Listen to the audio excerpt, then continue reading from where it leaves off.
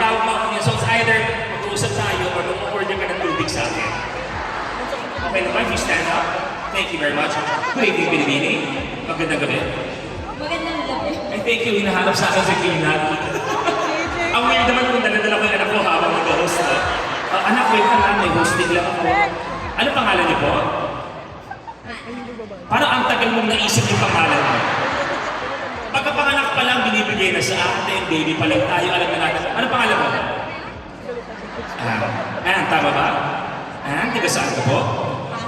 Tiga Pasay. Ano ba? O sino ba ang pinunta mo ngayon? Ikaw.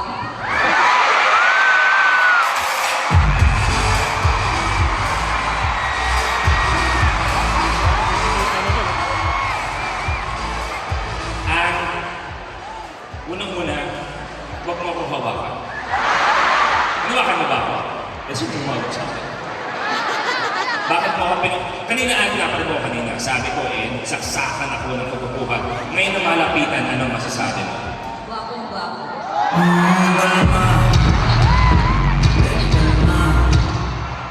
Alam mo, isa ka pa sa pinaka-cute na nakita kong tumawa. And you should appreciate that.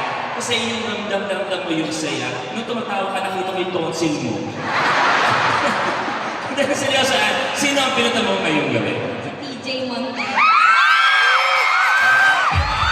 Parang nagkaroon ng excitement. Anong meron si Brother TJ? Kung karapat mo si TJ ngayon, ano ang sasabihin mo kay TJ?